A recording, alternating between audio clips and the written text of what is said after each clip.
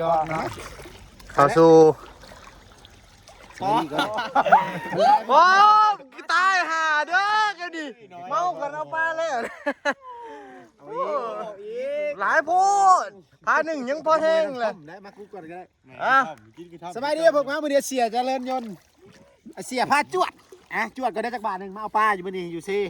ปลาบางครัวอยู่ซีเอาดอนเนาะเห็นแล้วเมาดอนเพิ่นมื้อนี้เอ้าไอ้นี่มันมานเด้อกินเอาคดบูเย็นไปนี่เสนอก่อนกินไรโอ้ยชูกินเลยชูติดใจจังเลยนะงัวล้ำมาคุยเย็นนะก่อนนี่แม่มึงไงคุยเย็นนี่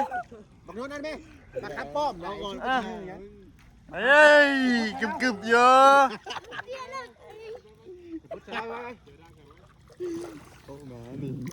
ขึ้นไป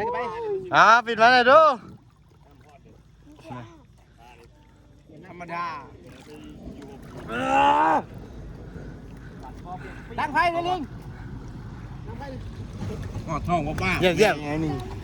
ยังข่าวยังไม่ได้กินครับ